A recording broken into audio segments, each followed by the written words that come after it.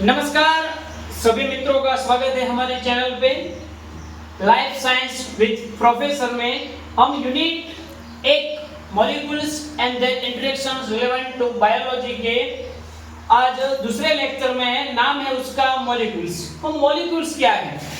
Molecules यानी कि एक ऐसा यूनिट कि जिसके अंदर हम 2 और 4 अपने एलिमेंट्स देख सकते हैं। उसके अलावा हम अगर पीरियोडिक टेबल में रहे कुछ एलिमेंट्स को नोटिस किए तो उन एलिमेंट्स को मिलकर जो हमारे मेटल और नॉन मेटल है दोनों टाइप के जो होते हैं वो मिलकर एक नया संयोजक बनाता है, उसे हम कहते हैं मॉलिक्यूल्स। उसके बारे में बताएं।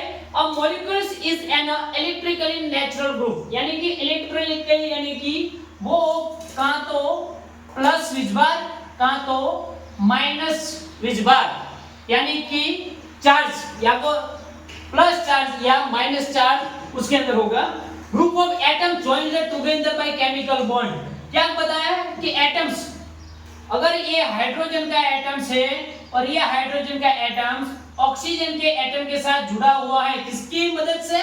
तो केमिकल बॉन्ड की हेल्प से, और उसकी हेल्प से जुड़ा हुआ है तो उसे हम क्या कहते हैं? इतने को हम मॉलिक्यूल्स के नाम से पहचान सकते हैं। कुछ एग्जांपल दिए हैं आपके सामने कि ऑक्सीजन, मीथेन, डीएनए। ऑक्सीजन की बात की जाए उसमें ये भी वो एटम है, ये हमारा ऑक्सीजन है, ये दूसरा वाला भी ऑक्सीजन है, और दोनों एक दूसरे के साथ केमिकल बॉन्ड से बाइंड हो चुके हैं और इसको हम मॉलिक्यूल्स कह सकते हैं कि ये हमारा ऑक्सीजन का मॉलिक्यूल्स है जिसे हम O2 कहते हैं। मीथेन की बात की जाए कि कार्बन की संयोजकता यानी कि कार्बन की जो वैलेंसी है वो कितनी है? तो 4। कार्बन 4 इलेक्ट्रॉन घुमा सकता है। क्या 4 इलेक्ट्रॉन हो वो पा सकते हैं, यानी कि वो उसे मिल सकता है। तो वो हाइड्रोजन के साथ 4 केमिकल बॉन्ड से बाइंड होकर क्या बनाता है? मीथेन बनाता है।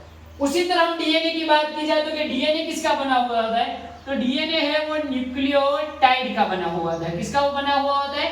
न्यूक्लियोटाइड का। तो न्यूक्लियोटाइड किसका बना हुआ होता है? तो न्यूक्लियोटाइड है वो न्यूक्लियोसाइड प्लस फॉस्फेट ग्रुप का बना हुआ होता है।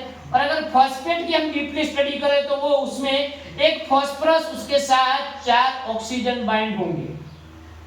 न्यूक्लियोसाइड को दूसरा हम डीप में ले जाए तो न्यूक्लियोसाइड है उसको वो बना होता है nitrogen base plus pentose sugar. अगर पेंटोज शुगर की बात की जाए तो कार्बोहाइड्रेट है, तो कार्बोहाइड्रेट में क्या होगा? तो कार्बोहाइड्रेट में होगा कार्बन, हाइड्रोजन, ऑक्सीजन। और नाइट्रोजन बेस की बात की जाए तो उसमें नाइट्रोजन होगा, कार्बन होगा, ऑक्सीजन होगा, हाइड्रोजन होगा, यानी कि उसमें कार्बन, हाइड्रोजन, ऑक्सीजन और नाइट्रोजन। और वो फॉस्फेट है उसमें होगा फास्फोरस और ऑक्सीजन। यानी कि हमारे डीएनए में कार्बन, हाइड्रोजन, ऑक्सीजन, नाइट्रोजन ने फास्फोरस जैसे एटम मिलके क्या बनाते हैं? डीएनए बनाते हैं। तो डीएनए को भी हम अपना एक एग्जांपल के रूप में रख सकते हैं कि वो भी एक क्या है? मॉलिक्यूल्स है।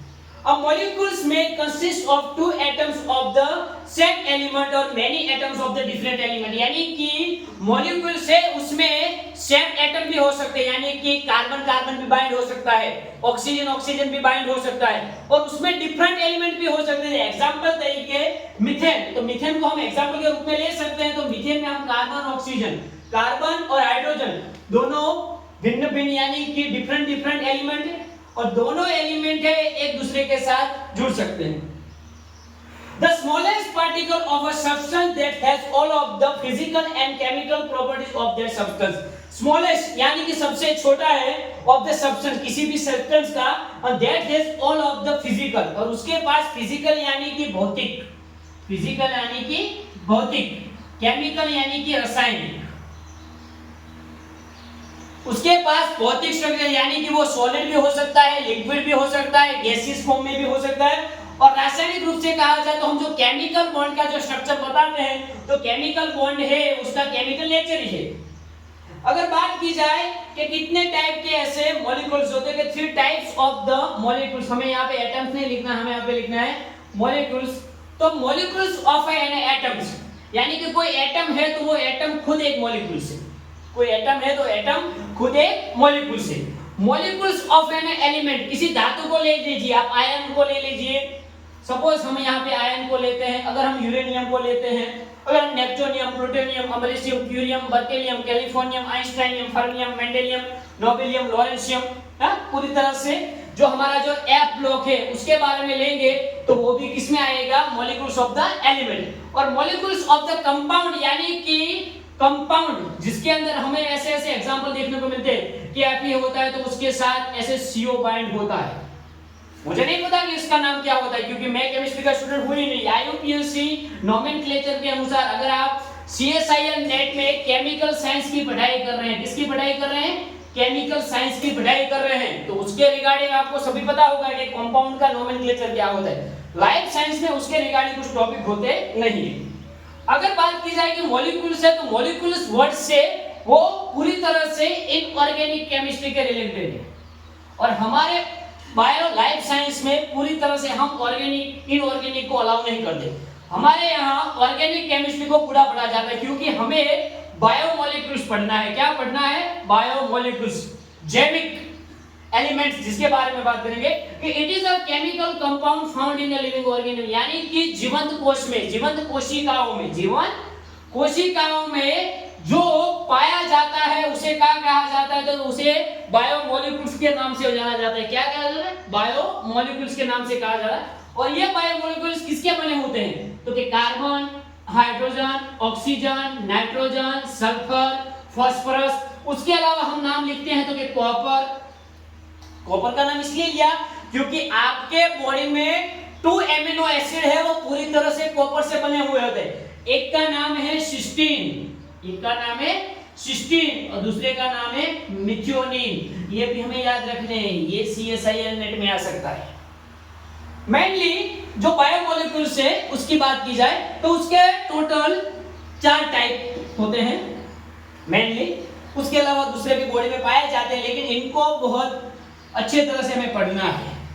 तो फर्स्ट है उसका नाम है कार्बोहाइड्रेट, यानी कि ये पूरी तरह से कार्बन, हाइड्रोजन और ऑक्सीजन का बना हुआ है। और इस कार्बोहाइड्रेट में मोनोसैकेराइड, डाइसैकेराइड, पॉलीसैकेराइड के बारे में पढ़ेंगे। मोनोसैकेराइड में triose, PGL, phosphoglyceraldehyde, dihydroxy acetate phosphate, ribose, deoxyribose, glucose, fructose, galactose, maltose, उसके बाद आते हैं fructose, lactose, glycogen, starch and cellulose. अगर लिपिड की बात की जाए तो लिपिड है वो पूरी तरह से फैटी एसिड और ग्लिसरॉल का बना हुआ होता है। ये है फैटी एसिड और दूसरा होता है ग्लिसरॉल।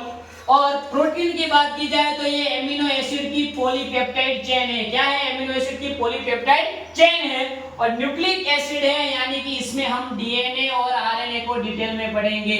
तो आई होप को आपको मॉलिक्यूल्स का जो लेक्चर है पूरी तरह से आपको समझ में आ गया होगा। अगले लेक्चर में हम मिलेंगे बायोमोलिक्यूल्स के फर्स्ट लेक्चर के साथ, उसका नाम होगा द कार्बोहाइड्रेट। धन्यवाद।